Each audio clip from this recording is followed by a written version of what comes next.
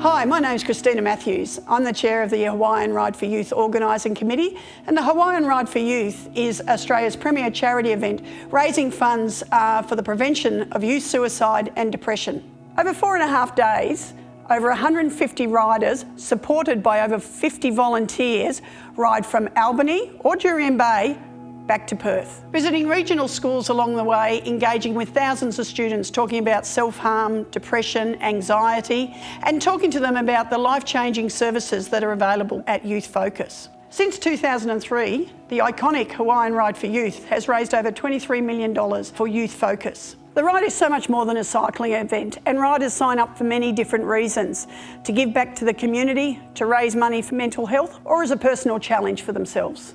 No matter what their reason is, the Hawaiian Ride for Youth is an unforgettable and meaningful experience. Aside from the physical commitment, which is a 6-month solid block of training, each participant commits to raising a minimum of $5,000 for our frontline services. These include free, uncapped face-to-face counselling services, education programs and community engagement.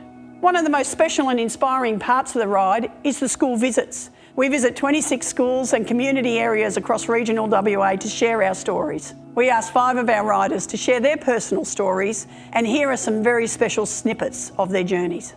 Hi everyone, my name's Clark White. Hi, I'm Marissa. My name is Brad Miller. Hi, my name's Joel Weir. Hi, my name's Frankie Miller. I'm really honoured to have this chance to speak to you today. This would have been my 3rd year of the Ride for Youth. I'm married, I have 2 boys, and I love sport. This is my 1st year being involved in the Hawaiian Ride for Youth. I've been riding with the Hawaiian Ride for Youth for a couple of years.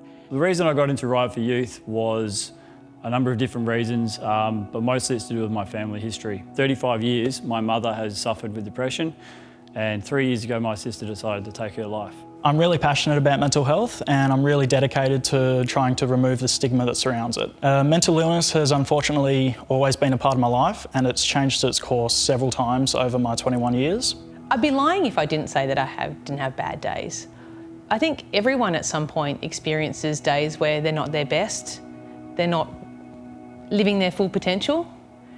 And I think the important thing to recognise is when you're having those bad days, that's when you need to reach out to your village around you, to reach out to your friends. The first myth we need to bust is that vulnerability is a weakness. Vulnerability is the highest level of courage you can do. And we need to bust that myth together and start today. Vulnerability is courage. It is never, ever a weakness. The second myth I want to bust with you today is resilience is all about toughing it out and doing it yourself, and I can make it through this. That's not true. Resilience is being vulnerable and authentic and sharing your story and asking for help. And often you have to ask more than once because people don't get it, or you might ask the wrong person. I was going through 50 emotions a day: happy, sad, angry, frustrated. I needed help. I don't think I would have ever gone about getting it myself, but I had a really good village of friends and family and workmates around me, and they suggested that I go and talk to somebody. Connecting for me has been so important.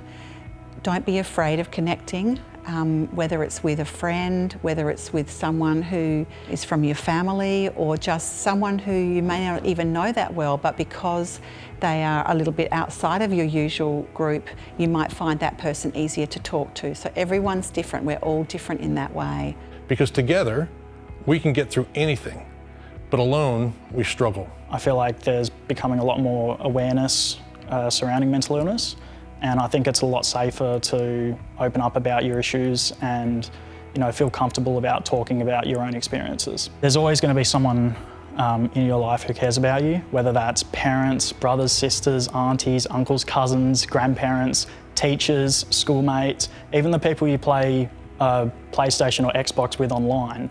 There's going to be someone who cares about you.